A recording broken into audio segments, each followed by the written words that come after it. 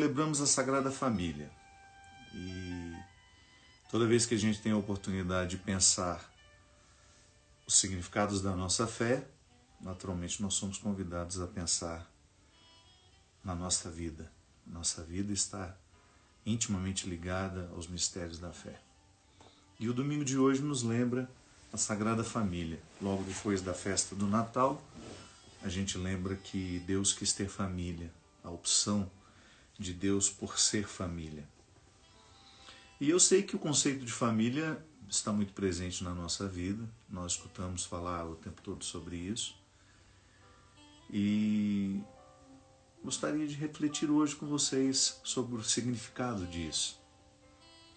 Primeira coisa que me ocorre é aquilo que família não é. Que às vezes a nossa forma de lidar com a reflexão, né, é pensar primeiramente o que é família. Não, vamos pensar primeiramente por aquilo que não é. Família não é simplesmente um agrupamento de pessoas. Também é. Mas não é. Somente, não basta. A gente não é família só porque vive agrupados. Só porque vivemos agrupados, nós não podemos dizer que somos família. Também não é obrigatoriedade sanguínea somente. Eu sei que a primeira coisa que nos ocorre quando a gente pensa em família são os desdobramentos obrigatórios da sanguinidade. Então eu tenho um pai, eu tenho uma mãe, eu tenho irmãos, eu tenho primos. Quando a gente pensa em família, naturalmente nós somos conduzidos a esses caminhos mais fáceis do conceito. E é natural que a gente pense assim. Nós fomos culturalmente educados, né, a partir dessa facilidade, o conceito nos coloca nessas facilidades de compreensão. Então a gente compreende muito facilmente um agrupamento de pessoas que têm o mesmo sangue. Mas eu acho que é tão simplista isso. E às vezes é exatamente o lugar em que a gente não é família. Se você for pensar que não basta estar agrupado, não basta ter o mesmo sangue. Família é um sentimento que nos ocorre. Da mesma forma como uma casa. A casa não é um aglomerado de paredes, não é uma estrutura física. Também é isso. Mas é muito mais. A casa é um sentimento que nos ocorre.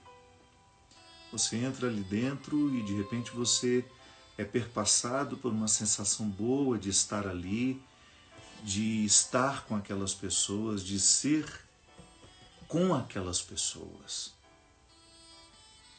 Aí você descobre que depois das paredes erigidas, construídas, o desafio é transformar tudo isso num lar. Existe uma diferença, né, entre casa e lar. A gente constrói casas, o nosso dinheiro nos dá a casa. Por mais simples que seja, tão bom.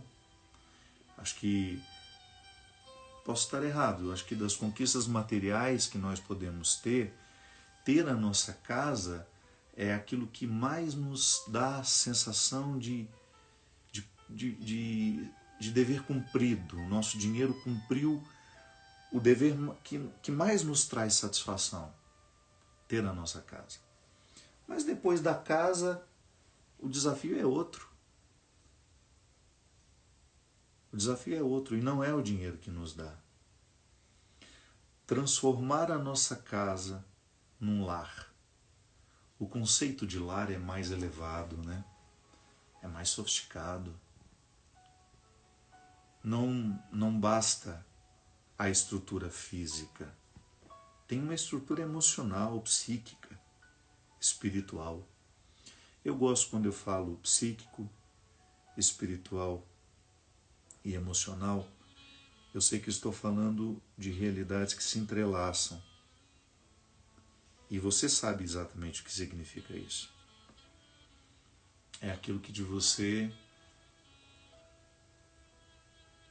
não pode ser identificado nas radiografias, mas existe.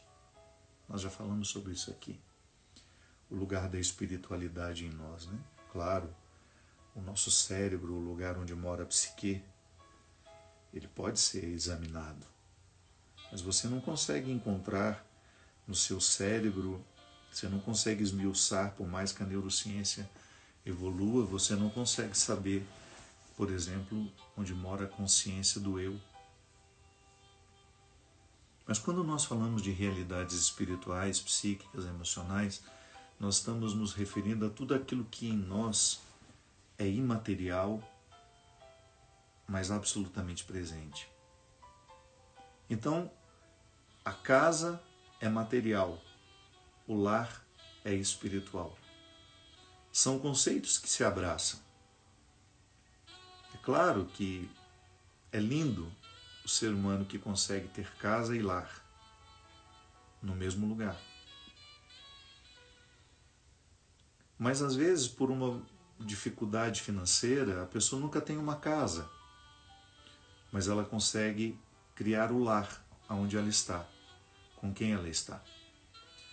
Então o nosso lar, a nossa casa é temporária, a gente mora de aluguel, mas quando a gente muda, o nosso lar vai junto.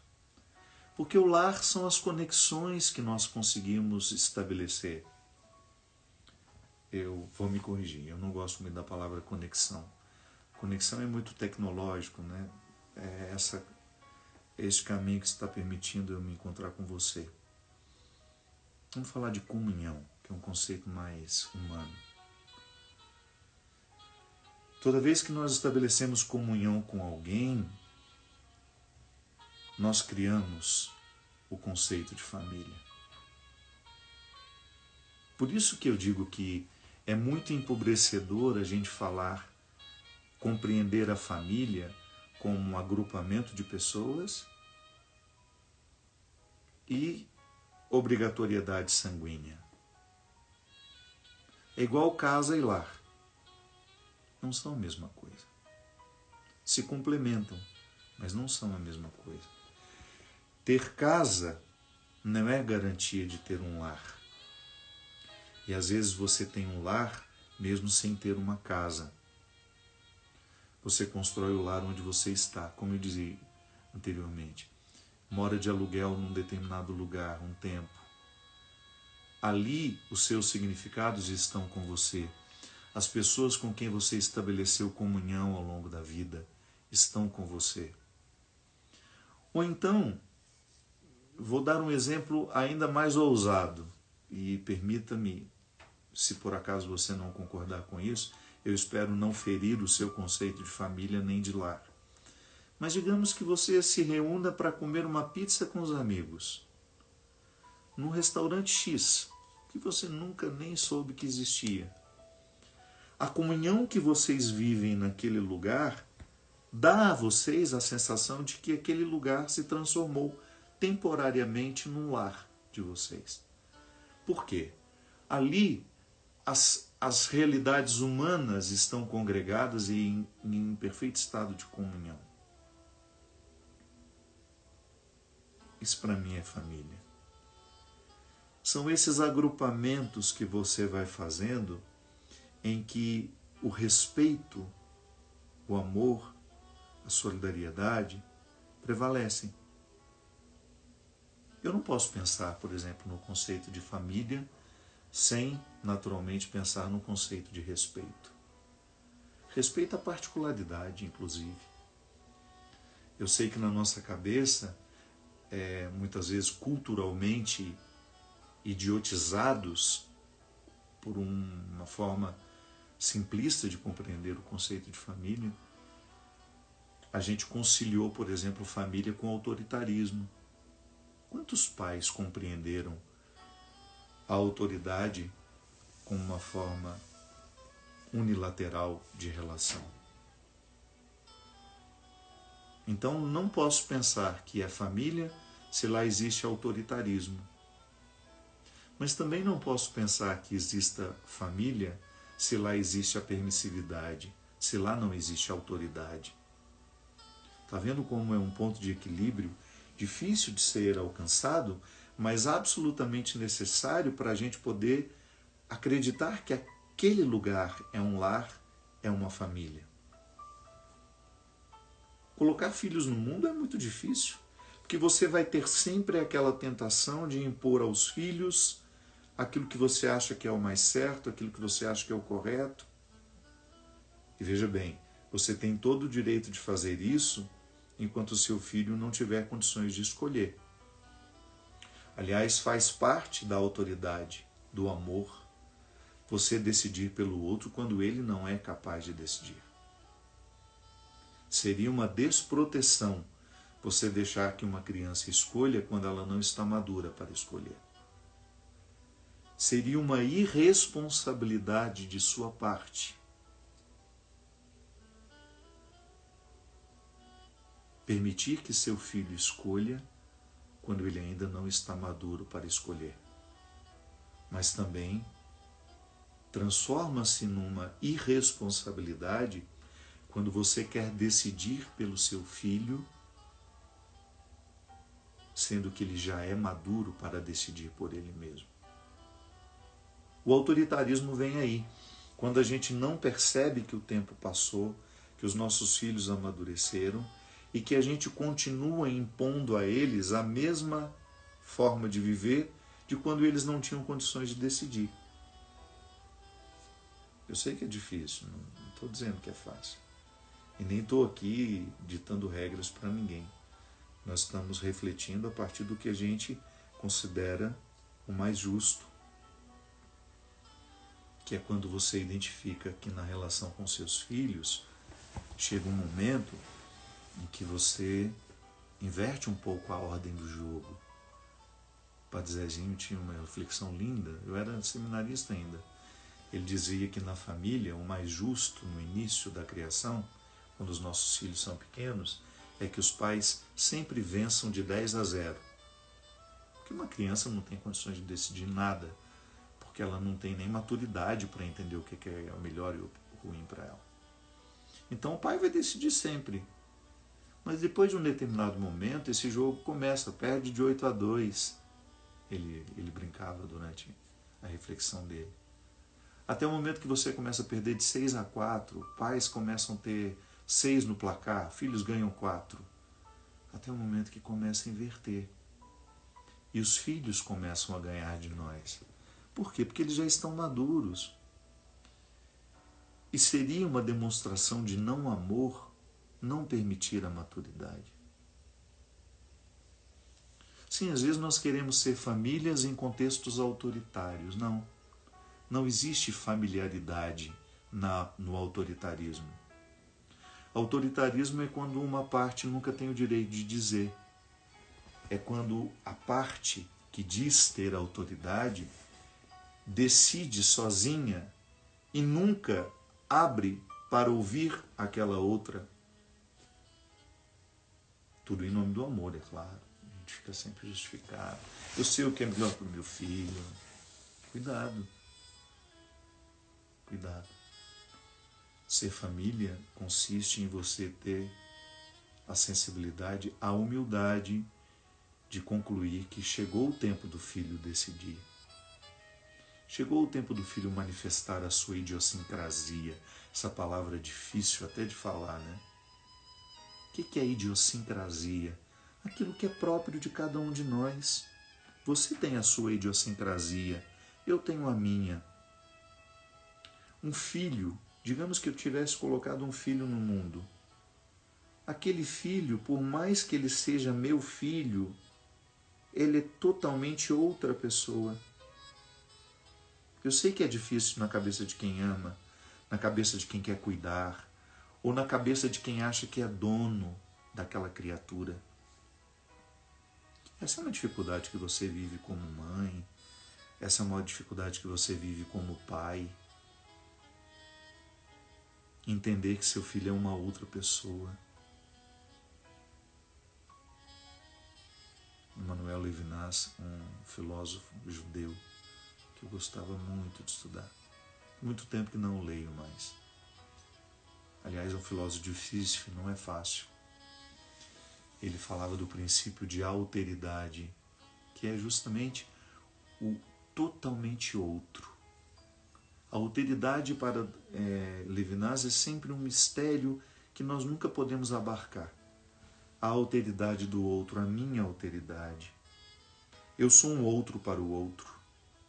E sou um totalmente outro, às vezes inacessível, por causa do mistério que me envolve. Então a única maneira de conviver com a alteridade é a partir do princípio do respeito, do amor, da empatia, da solidariedade. Então o meu filho, por mais que ele tenha saído das minhas entranhas, ele é outro. Ele não é uma extensão minha. Há pais que compreendem os filhos como um acelerador de carro. Ah, eu não consegui, mas ele vai me fazer chegar longe. Não. E ele tem todo o direito de não corresponder em nada às suas expectativas. Eu sei que é uma frustração. Mas não é um problema do filho, é um problema do pai, um problema da mãe. Muitas vezes nós exercemos o nosso autoritarismo porque a gente não admite a possibilidade de que nossos filhos não vão corresponder àquilo que nós esperávamos deles. Filho não tem obrigação de corresponder a absolutamente nada do que os pais esperam. Volto a dizer, o tempo de interferir é o tempo da formação. O tempo de decidir pelo filho, pela filha, é o tempo em que eles desfrutam de uma incapacidade de decidir, que Piaget chamava de anomia, né? Essa primeira fase da vida, em que você é incapaz de compreender uma regra. E depois vem a heteronomia, que você observa o outro, você imita, mas ainda não é um valor. Eu estou fazendo porque imito. Eu vejo os outros fazendo, mas não é um valor que eu tenho internalizado. Até o momento que chega a autonomia, que é quando eu não preciso ver o exemplo dos outros.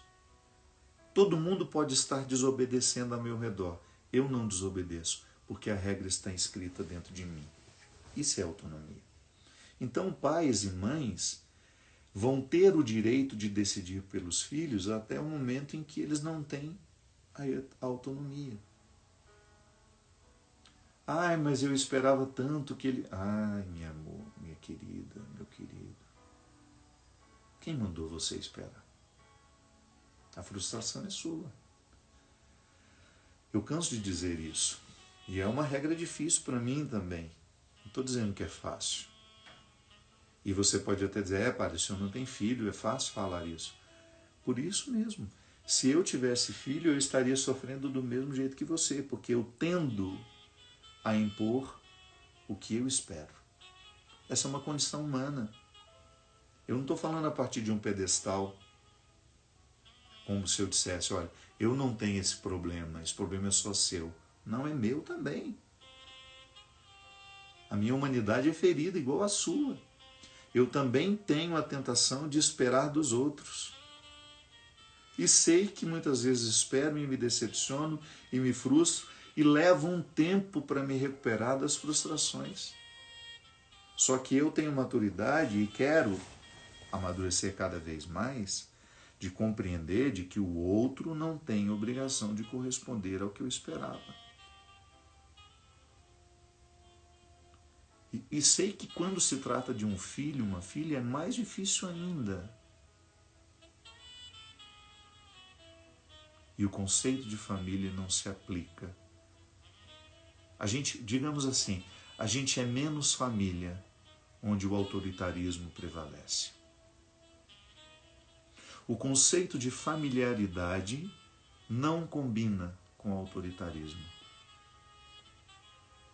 Eu acho bonito porque nesse texto do Evangelho de hoje, em que a família, a Sagrada Família de Jesus é apresentada, é justamente para dizer, olha, Jesus foi amparado humanamente. Às vezes nós temos a tentação de pensar que ele já nasceu consciente de que ele era Deus. Não. A consciência dele foi evoluindo para saber quem ele era. E ele precisou de bons seres humanos ao redor dele, para que ele não se perdesse dele mesmo. Ele não teve pai nem mãe autoritários, mas ele teve pai e mãe que exerceram autoridade até na hora certa. Tanto é que há um momento em que Jesus está lá aparentemente perdido, em que ele já estava se ocupando da sua missão. Ali já foi o primeiro sinal de que Maria não poderia prender aquele menino. E ela poderia ter prendido humanamente. Ela poderia não ter entendido. Filho meu não vai ficar por aí. Não.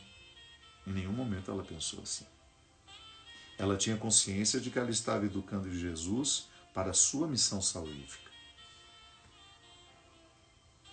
O papel de José não viveu muito tempo, os registros dele são poucos, mas tudo indica que ele morreu, que quando Maria teve Jesus, José já era um homem de idade um pouco mais avançada. Mas a presença de José na vida de Jesus, ensinando também os caminhos da liberdade interior, ensinando a ele um ofício. Jesus era carpinteiro, aprendeu um ofício. Mas essa autonomia de Jesus vai chegar ao ponto de ele ser procurado. Olha, a sua mãe está ali fora te chamando. Ele fala, minha mãe?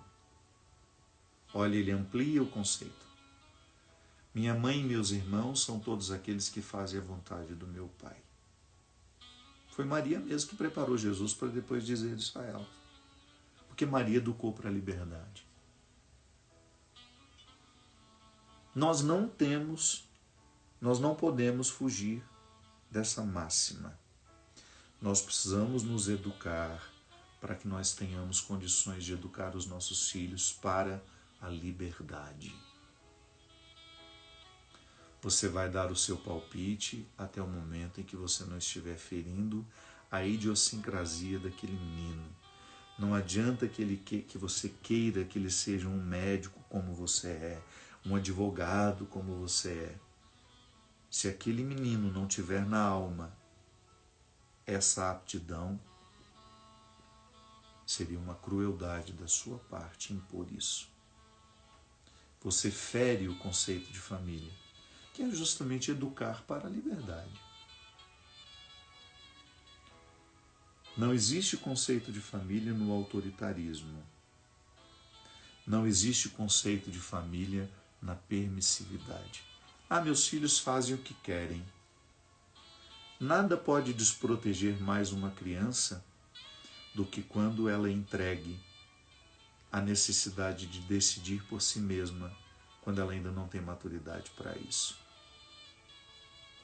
Nada pode estragar mais uma pessoa do que quando nós colocamos uma criança que não tem ainda maturidade para decidir questões importantes.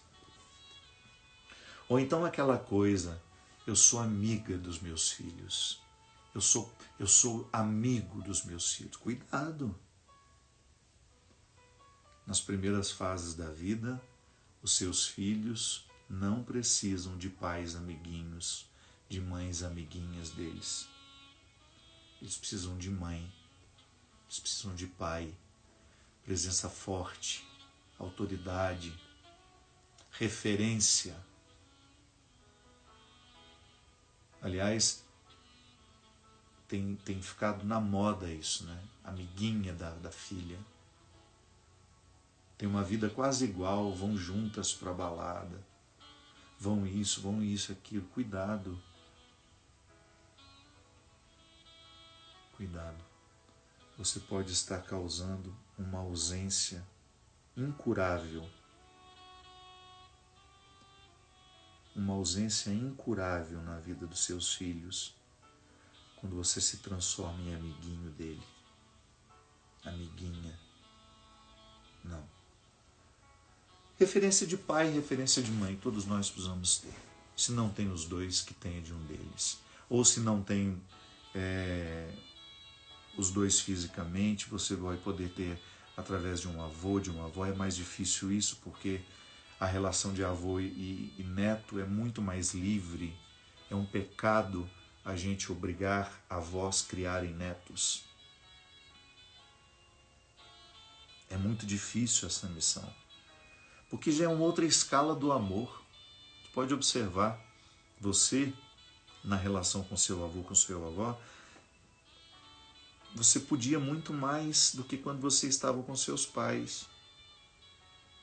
Então, por isso que filhos que ficam sob o cuidado dos avós enfrentam mais dificuldades na maturidade, porque avós são mais permissivos. Então, noutra fase da vida, cuidado. Se você, por motivos de trabalho, precisa deixar seu filho com sua mãe, com sua sogra, cuidado. Quando estiver na posse dessa maternidade, no exercício desse papel, cumpra bem a sua autoridade de mãe. Chegue junto. Faça questão de colocar disciplina. Porque este é um ponto frágil das nossas casas. Nós somos muito pouco moldados para as disciplinas. A disciplina é um problema do brasileiro. É cultural, gente. E às vezes a gente precisa lutar contra um monstro. Ele não está habituado a ser disciplinado. Então hoje a gente vê muita permissividade, porque os pais também não estão disciplinados. Às vezes você precisa disciplinar o seu filho no uso desse aparelho. Seu filho está viciado nesse aparelho. Seu filho não lê um livro. Estou aqui com a minha estantezinha ali. Seu filho quase que não tem vida social. Ele é capaz de passar um dia inteiro com esse aparelho nas mãos. Como é que você vai fazer a crítica se você está tendo um comportamento parecido? É difícil. Nós queremos falar de disciplina, mas nós não temos disciplina. Por isso que as nossas relações dentro de casa hoje estão tão permissivas. Nós estamos tendo dificuldade de exigir disciplina dos nossos filhos para isso, para aquilo, porque nós também estamos indisciplinados. Então a gente se sente meio desconfortável, né? Vai dizer ao filho que não fume, mas você fuma toda hora. Vai dizer ao filho que não beba, mas você bebe toda hora e vive tendo problemas com o álcool. Então, muitas vezes, a nossa dificuldade está porque nós não queremos mudar as nossas regras. A gente quer ser pai e mãe continuando vivendo exatamente como a gente vivia antes de ter essa responsabilidade. Minha gente, isso é um crime. Um crime que você comete contra a humanidade. A partir do momento que você traz um filho ao mundo, sua vida muda. Não tem como.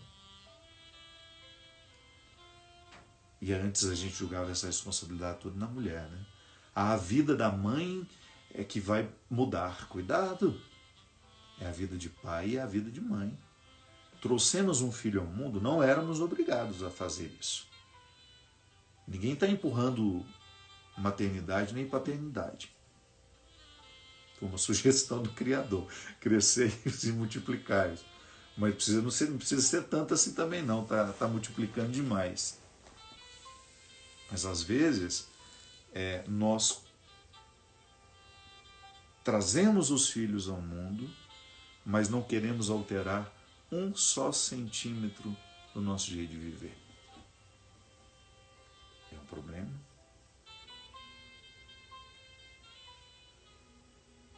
Não existe conceito de família se não existe renúncia.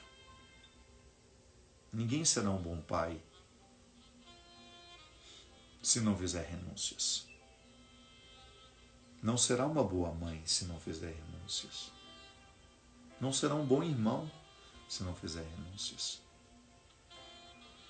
O conceito de família é muito mais do que a gente imagina. Eu estou sendo família quando eu sou capaz de renunciar um pouco do meu excesso para conviver melhor com as pessoas ali dentro daquela casa, para que aquela casa se transforme em lar. Então são paralelos, né? O conceito de agrupamento e o conceito de família. Conceito de lar, conceito de casa. A gente pode ser um grupo, mas não chegamos a ser uma família. Por quê? O que nos torna família, é a autoridade sem excesso, é a autoridade responsável, é o contexto das renúncias, o cultivo dos vínculos, porque às vezes nós somos colocados numa sequência e a gente acha que aquilo garante a familiaridade.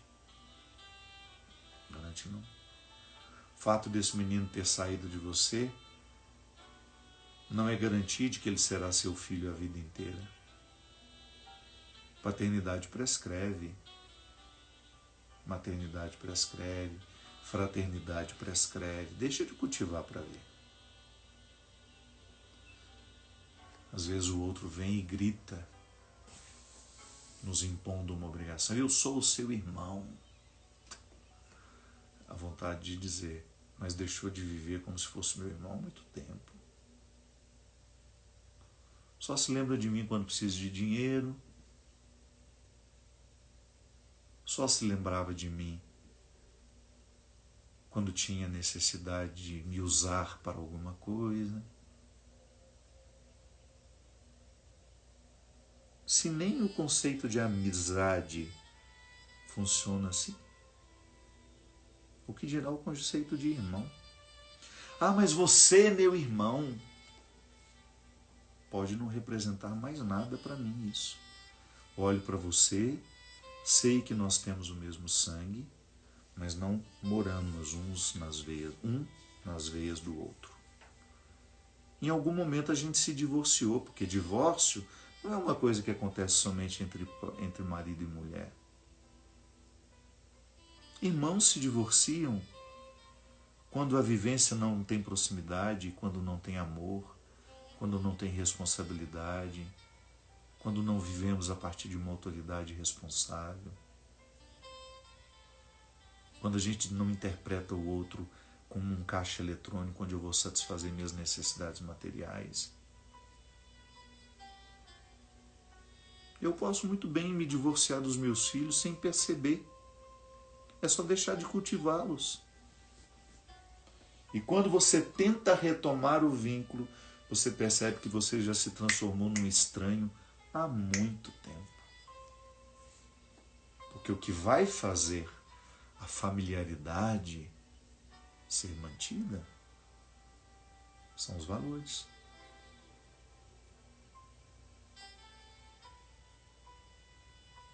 Por que a gente tem vivido uma crise que expõe tanto família?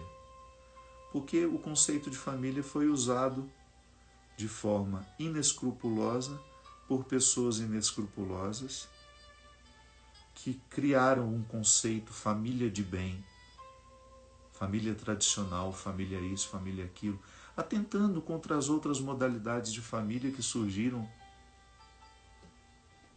Cuidado. Cuidado que a sua hipocrisia, ela faz mal a você no primeiro momento. E depois faz mal também aos que são cristãos, aos que ficam desmoralizados com você. Porque por trás tem aquela família tem aquela fachada de família bonita, para ganhar uma eleição, para ganhar isso, para ganhar a atenção das pessoas, para ganhar visibilidade no Instagram. Isso acontece muito. Aquele modelo de família perfeita. E você sabe que lá nos bastidores não é nada daquilo. Mas vende. Família perfeita, igual a gente brincou, né, nessa época do Natal. irmã Inês Isaura, falando das famílias que estavam diante da árvore. Eu acho bonito o Natal congregar a família. Tem que congregar mesmo. Mas quantas hipocrisias foram construídas ali? Quando você identifica que as pessoas daquela foto se traem o tempo todo. Marido trai mulher, mulher trai marido, filhos traem marido, pais que mentem para eles, enganam. O contexto de traição ali, eu não estou fazendo julgamento, viu, minha gente? Eu estou dizendo o que existe. Não estou falando desse ou daquele caso, não. Eu dei agora o exemplo das fotos na frente da árvore. Claro, muitas e muitas ali são de verdade. O que eu estou dizendo é que nas redes sociais nós vendemos um conceito de família que não corresponde àquele que nós vivemos na particularidade. A gente se ama em público, mas se odeia no particular. A gente se elogia, troca elogios inúmeros nas redes sociais, mas somos incapazes de ligar e dizer alguma coisa em particular e pessoal. Então, o conceito de familiaridade, ele precisa ser cuidado, senão se você se divorcia, volto a dizer, a obrigatoriedade do sangue prescreve. A gente não está garantido só porque temos o mesmo sangue. Quantos irmãos enganando irmãos, traindo cruelmente, enganando financeiramente, passando a perna. Isso é família? Eu deixo de ser no momento em que eu sou cruel com meu irmão. Eu me aparto do conceito, porque o conceito é sagrado. Por outro lado, muitas vezes nós encontramos o conceito de família entre amigos. Eu, há muito tempo, deixei de pensar família como agrupamento sanguíneo. Não. Família para mim são as pessoas que enchem a minha vida de sentido.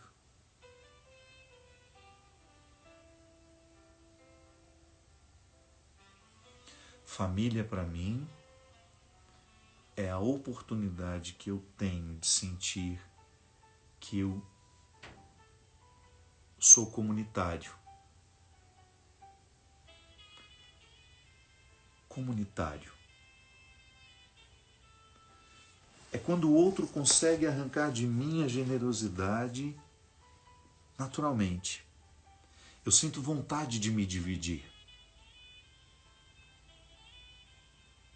Eu sinto vontade de me dividir. Eu sou naturalmente arrancado do meu egoísmo. Eu não quero isso só para mim. Eu quero dividir com você. É ali que você identifica que ama. É ali que você identifica que o conceito de família de fato fez sentido para você. Eu não fico contabilizando mesquinhamente o quanto eu lhe dei, o quanto eu recebi. Não. É gratuito, a relação é gratuita. Ela é marcada pela generosidade, por aquilo que há de melhor, por aquilo que há de mais elevado na vida humana. E aí eu identifico, sim, isso é ser família. Às vezes não tem o mesmo sangue, na maioria das vezes é assim, a gente não tem o mesmo sangue, mas a gente se sente família um do outro. É amigo que ultrapassou a condição de amigo. É muito mais do que amigo. Aliás, eu nem sei se a gente pode dizer isso, né? Que eu acho que o destino de todo grande amor é virar amizade. Então, se a gente diz que ficou amigo é porque a gente já ultrapassou a fraternidade, a gente já ultrapassou a maternidade, a paternidade. Eu sempre digo isso. Você já deve estar cansado de me escutar falar isso. Mas a amizade é o último estágio de todo grande amor.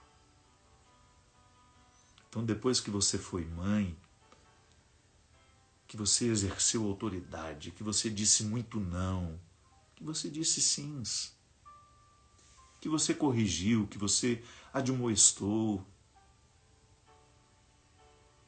pôs para fora da cama, fez levantar, fez trabalhar, fez estudar.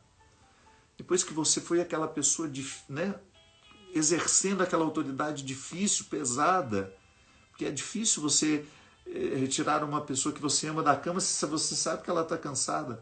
Mas se você sabe que ela precisa, porque é uma questão de crescimento, você vai e tira. Então, depois que você desempenhou esse papel duro, difícil das obrigações, você descobre que você pode ser amiga do seu filho. Ai, que maravilha. Você respira fundo e pensa, eu agora sou amiga do meu filho. A minha maternidade se transformou numa grande fraternidade. Não é que você ficou amiguinha do seu filho na hora errada, não. No momento que ele precisou de mãe, você foi. Mas agora que ele já é autônomo, que ele já casou, que ele já tem os filhos dele, você atrapalharia se você insistisse em continuar sendo mãe dele como você foi no tempo que ele precisava tanto de você. Aí você fica aquela amiga que ele liga de vez em quando, mãe, vamos jantar hoje? Mãe, vamos sair para conversar? Não tem obrigação mais. Mas é bom estar juntos. Como é lindo isso. Eu dei o exemplo da mãe, mas você pode pensar como pai. Você também ficar amigo do seu filho. Depois de ter exercido toda a autoridade, depois de ter passado por todas as exigências da sua paternidade, aí você vai e começa a viver com seus filhos uma relação de amizade. Ou então quando você descobre que o seu irmão é seu amigo, que às vezes é irmão, mas não é amigo, só é irmão. Você não escolhe fazer férias com ele, só obrigação mesmo. O Natal foi para muitos uma obrigação. É às vezes terrível. Sentar à mesma mesa, olhar na cara daquelas pessoas que você não escolheria. Ah, mas é Natal. Então é seu irmão, mas não é uma pessoa que você escolhe fazer férias. Não é uma pessoa que você escolhe levar para a sua vida quando você não é obrigado. É aqui que está a diferença. Que família é essa? Que conceito de família é esse? Que permite o agrupamento sem amor? E que muitas vezes condena o que se agrupou de outra forma, não da maneira tradicional como nós estamos acostumados. As mães solteiras, quantas vezes sofreram, não eram consideradas seio familiar, crianças abandonadas. Então, houve agrupamento, mas não houve amor, não é família. Mesmo que tenha casado na igreja, que tenha vivido tudo bonitinho.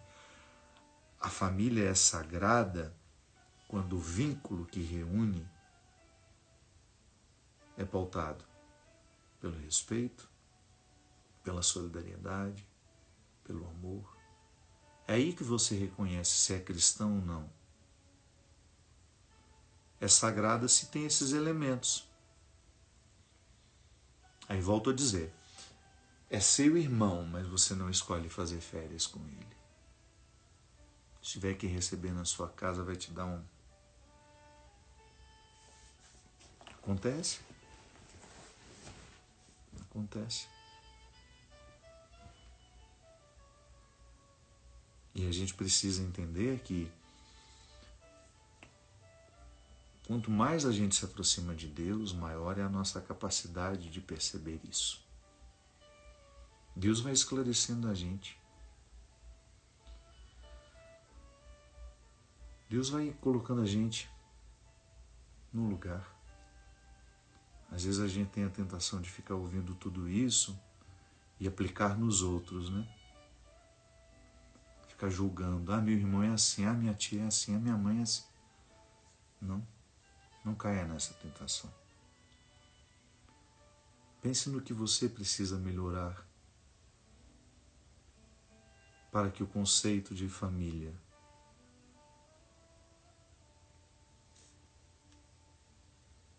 possa receber a sua colaboração. Pense naquilo que você pode enriquecer e amadurecer. Você é aquele que provoca crises pelo seu excesso de autoridade, pelo seu excesso de vontade de prevalecer sobre os outros?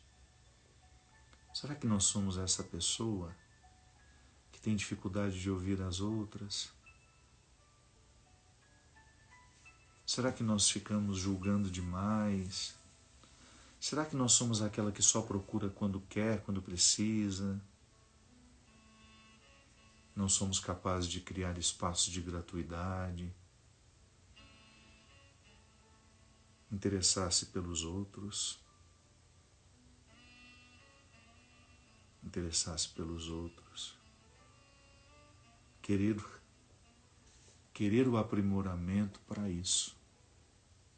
Hoje eu quero transformar a minha casa num lar. Eu quero transformar esse agrupamento que nós temos aqui em casa em família. E o mais bonito ainda, minha gente, transformar essa família em sagrada, como é a festa de hoje. A festa da Sagrada Família é uma festa que nos convida a pensar na família que somos. Quero ser sagrado para o meu amigo. Quero ser sagrado para as pessoas que passarem por mim. Quero provocar o sagrado por onde eu for.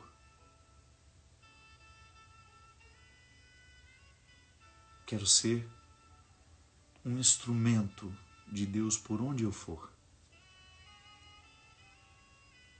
Eu sei que a gente não tem que recomendar pretensões, né? Não tenha pretensões, mas essa você pode ter. Leve Deus por onde você for. Leve Deus às pessoas. Leve Deus ao seu local de trabalho.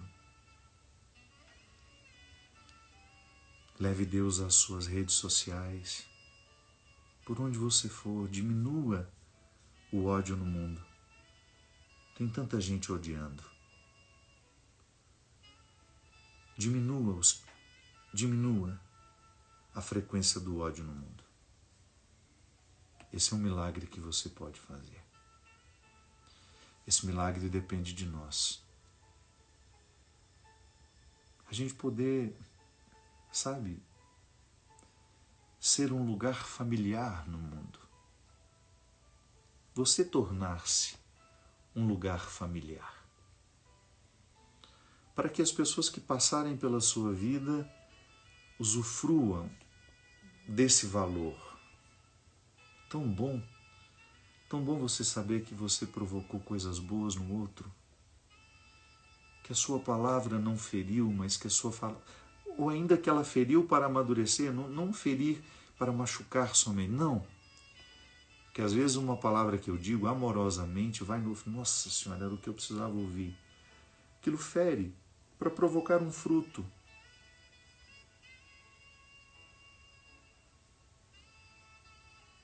Ser essa pessoa que quando você chega o ódio faz as malas e vai embora.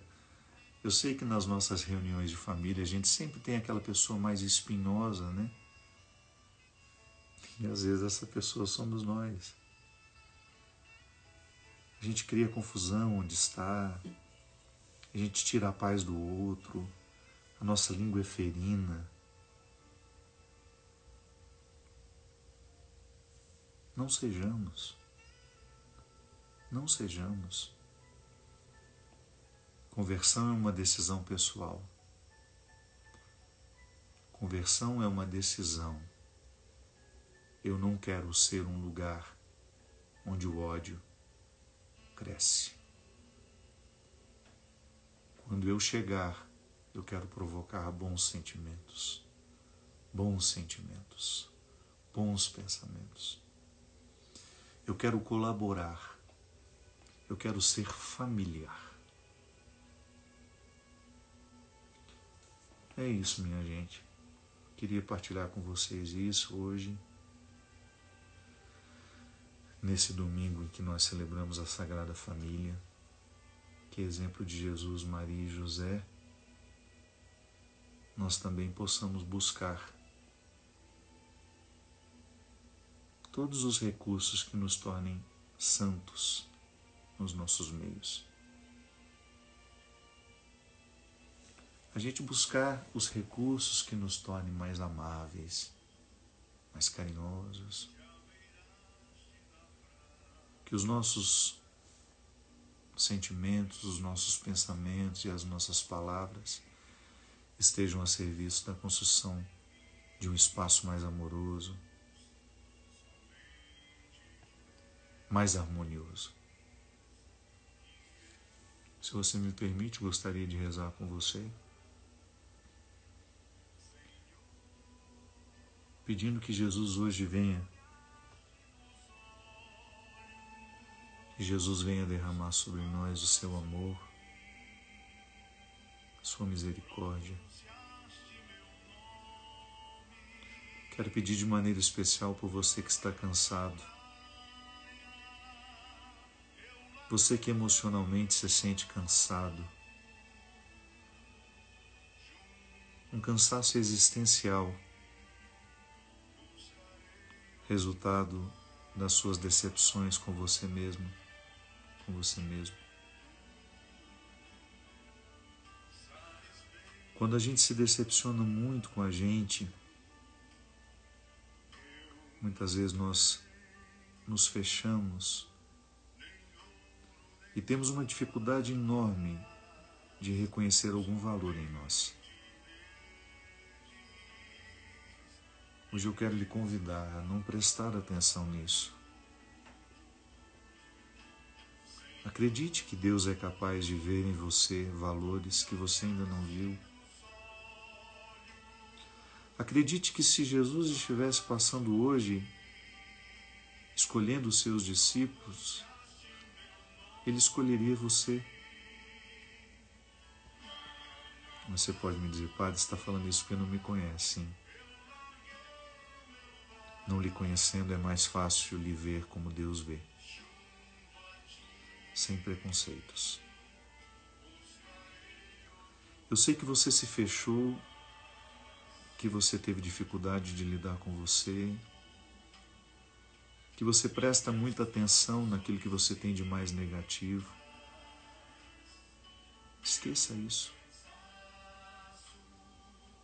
Permita que Deus reconfigure essa sua forma de se ver. Ele vê valor em você.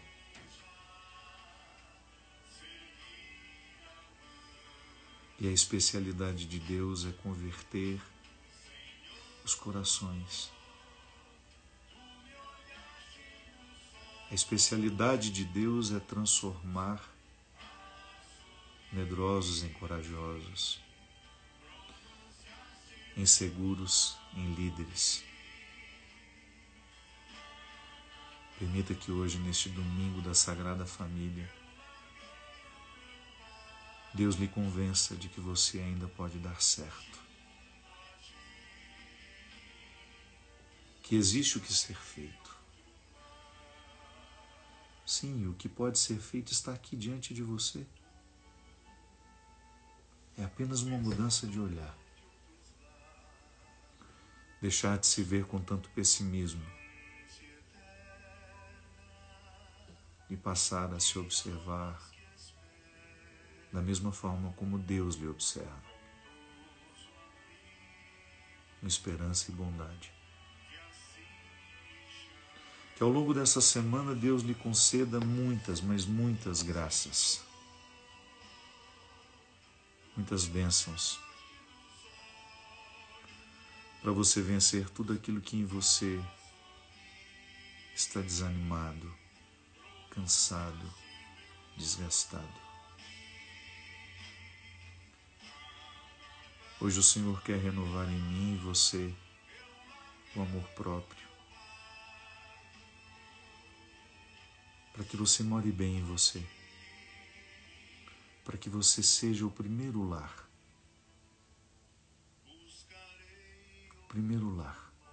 a primeira família. Então você, depois de morar bem em você ter condições de morar bem com as pessoas que passarem pelo seu caminho. Derrame sobre você a bênção e a proteção do céu, do Deus Todo-Poderoso, Pai, Filho e Espírito Santo. Amém. Obrigado, meu povo querido. Boa noite para nós, uma boa semana, e que não nos falte a disposição de receber o que Deus tem preparado para cada um de nós. Deixe que o amor cure o coração, que as mágoas do passado se tornem em perdão. Deixe que o olhar do Cristo, seu Senhor, transforme a sua vida, lhe faça um vencedor.